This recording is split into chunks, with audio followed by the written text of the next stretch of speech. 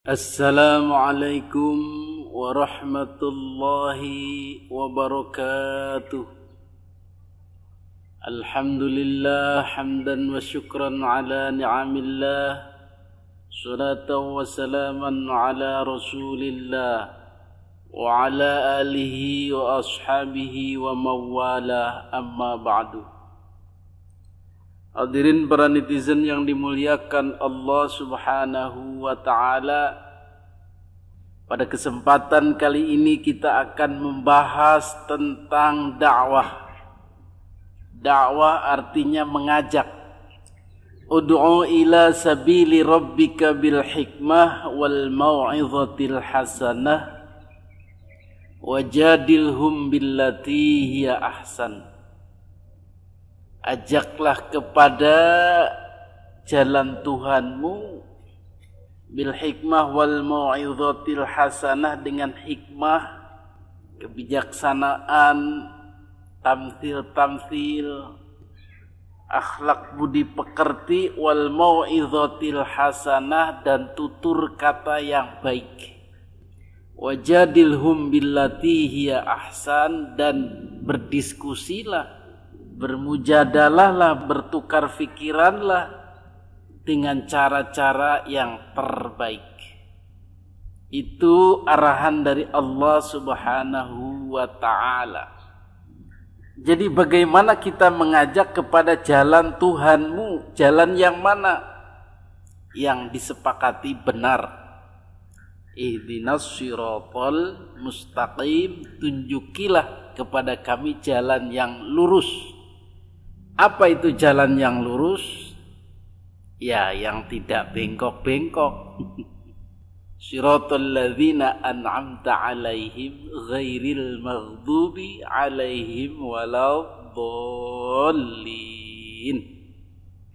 Jalannya mereka yang telah Engkau beri nikmat kepada mereka, jalannya orang-orang yang soleh, jalannya para nabi, para wali, dan orang-orang yang dicintai Allah lainnya. Itu kita ingin menempuh jalan mereka, jalan hidupnya, jalan falsafahnya, jalan keilmuannya, jalan akhlaknya. Itu kita ikuti. Waladdallin, bukan jalannya orang-orang sesat, bukan jalannya orang-orang penipu, bukan jalannya orang-orang pendusta, maling, pendosa, dan sebagainya. Ampun paralun, atau amit-amit kita menempuh jalan-jalan mereka, ikut dengan mereka-mereka itu. Jadi para pendosa itu, para orang-orang yang berbuat salah, berbuat maksiat itu, kita tidak mau ikut ke sana. Bahkan orang-orang yang di sana kita ajak supaya ikut ke jalan Shiratal Mustaqim, jalan yang kita yakini adalah jalan yang lurus. Maka kita ajak mereka ila sabili rabbik, kepada jalan Tuhanmu. Hadirin yang dimuliakan Allah Subhanahu wa ta'ala, maka klaim atas jalan yang lurus itu juga bisa jadi subjektif. Masing-masing orang mengklaim, ini loh jalan yang lurus itu, jalan kamu yang salah. Bisa jadi. Tetapi seorang da'i harus punya kepercayaan diri bahwa jalanku inilah yang lurus. Maka kita mengajak mereka yang belum ke jalanku ini supaya ikut. Dalam hal-hal yang hitam putih itu bisa berlaku.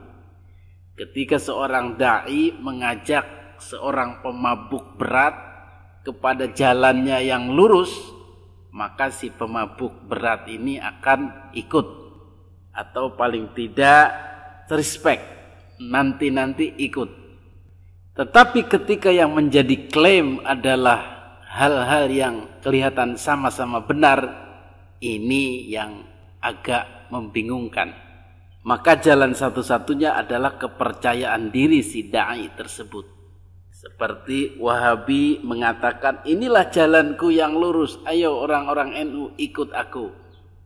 Orang-orang NU pun demikian. Hayo Wahabi, ikutilah kami jalan-jalan yang lurus. Jalan yang kamu tempuh itu jalan yang sesat. Ya silahkan. Untuk hal-hal seperti itu tinggal ujadalah allati hiya ahsan itu yang dipakai. Atau tawassaw bil haq wa tawassaw bis sabr. Hadirin yang dimuliakan Allah Subhanahu wa taala, maka dalam kesempatan ini tidak salah kalau saya mengkategorikan ad-dhalin itu kepada mereka yang membohongi umat dengan mengaku keturunan Nabi Muhammad sallallahu alaihi wasallam. Mengaku yang padahal tidak terbukti. Nah, faktor inilah yang kemudian menjadi penyemangat bagi kami untuk berdakwah. Karena persepsi kami yang seperti itu adalah mungkar, maksiat dan sesat, dhalin itu. Maka kami mengajak kepada mereka-mereka itu untuk berhenti dari klaimnya sebagai cucu Nabi, untuk berhenti daripada menonjol-nonjolkan nasab, mengagung-agungkan nasab, mengklaim-klaim sebagai keluarga yang mulia yang harus dihormati dengan janji surga dan neraka dan syafaat Nabi. Stop seperti itu, karena jika masih melakukan maka masuklah kategori ad-dhalin itu. Sehingga kami bersemangat dalam dakwah mengajak mereka itu untuk kembali kepada jalan yang lurus. Itulah yang memotivasi kami untuk melakukan dakwah-dakwah terhadap Ba'alawi, terhadap para habaib, sehingga mudah-mudahan suatu hari mereka akan sadar. Mungkin dari pihak sana menganggap jalanku inilah yang lurus. Mereka yang mengotak-atik nasab itulah yang sesat, sehingga kami mengajak mereka untuk stop, karena kamilah yang benar. Monggo saja. Berarti dalam hal ini kita saling berdoa kepada Allah, mudah-mudahan ada saling tarik menarik sesuai dengan basyirah dari Allah, petunjuk dari Allah.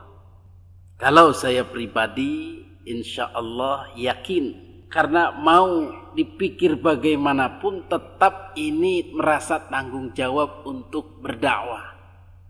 Kalau ini merupakan suatu dosa, maka kita tidak akan nyaman dalam zikirnya kepada Allah, dalam sholat 5 waktunya, dalam tahajudnya, dalam amalan-amalan lain kita tidak akan nyaman. Tetapi ini kita merasa nyaman dan ingin sekali menghabarkan kepada warga masyarakat tentang kemungkaran ini. Jadi kalau menyembunyikan sebuah kemungkaran, maka kita juga kena dosanya. Betul? Hadirin yang dimuliakan Allah Subhanahu wa taala, maka menghabarkan masalah nasab ini pun wajib. Karena untuk melindungi Nabi Muhammad sallallahu alaihi wasallam, fardu kifayah. Jadi harus ada yang menghabarkan, mendakwahkan kepada masyarakat bahwa ada orang-orang yang mengaku, yang memanipulasi status keturunan Nabi untuk kepentingan mereka. Maka dakwah-dakwah ini pernah dilakukan ulama-ulama terdahulu, seperti Ibnu Hazm al-Andalusi dan Imam Tajuddin As-Subki.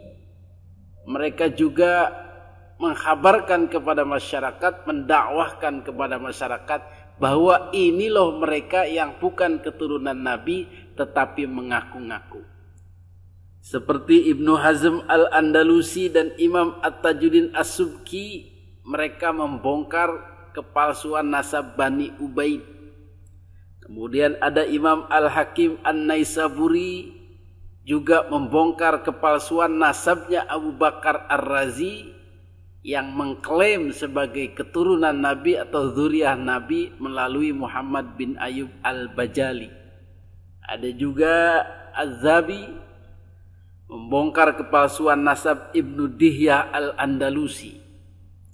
Kemudian ada juga Imam Ibnu Hajar Al-Asqalani yang membongkar nasabnya Syekh Abu Bakar Al-Qumni. Jadi kegiatan ulama-ulama itu bukan fitnah, bukan pemecah belah, bukan menebar keraguan terhadap keturunan Nabi, atau bukan menolak keturunan Nabi, tetapi menyelamatkan nama Nabi Muhammad sallallahu alaihi wasallam dari manipulasi orang-orang. Qala Ibnu Hajar Al-Asqalani yanbaghi likulli ahadin an yakuna lahu ghairah. Berkata Ibnu Hajar Al-Asqalani, seyogianya setiap orang cemburu terhadap nasab mulia Nabi dan mendhabit atau memeriksa agar tidak ada orang yang bernasab kepada Nabi kecuali dengan sebenarnya. Jadi kita harus cemburu, ngaku-ngaku dengan kemuliaan-kemuliaannya. Kita harus periksa.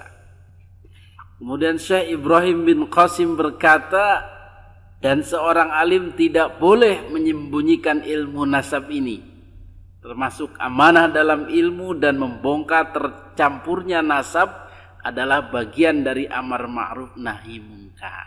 Nah itu. Kata Imam Malik, barang siapa yang bernisbah kepada keluarga Nabi yakni dengan batil, maka ia harus dipukul dengan pukulan yang pedih dan diumumkan serta dipenjara. Dari beberapa perkataan ulama ini kita bisa faham bahwa kita bertanggung jawab untuk memelihara nasab Nabi Muhammad sallallahu alaihi wasallam ini dan membersihkannya dari orang-orang yang mengaku. Bahkan Imam Malik menganjurkan dipukul saja, dipenjara, dituntut ke pengadilan. Atau paling minim kita mengabarkan bahwa mereka bukan cucu Nabi, mereka bukan keturunan Nabi, dan bersikap tegas untuk tidak terpengaruh oleh ajakannya untuk memuliakan, untuk mengkhidmat, untuk percaya dengan syafaat-syafaat mereka itu. Ini jelas sudah masuk dalam kesesatan dan kita harus berdakwah sekuat tenaga insya Allah. Demikianlah yang melatar belakangi kenapa kita selalu bersemangat untuk amar ma'ruf nahi mungkar ini. Qulil haq walau kana murran, katakan yang hak walau itu pahit. Pahit didengar oleh para habaib tetapi harus disampaikan. Pahit didengar oleh para muhibbin tetapi harus disampaikan. Karena ini kebenaran yang sudah didukung oleh fakta ilmiahnya, yang sudah didukung oleh kajian-kajian fakta ilmiahnya dan hasil-hasil riset kedokterannya. Ini sudah sangat jelas-jelas, tidak ragu-ragu lagi. Mudah-mudahan Allah Subhanahu wa taala memberi kekuatan kepada kita untuk terus berdakwah dengan cara yang baik. Hadanallahu wa iyyakum ajma'in. Wassalamualaikum warahmatullahi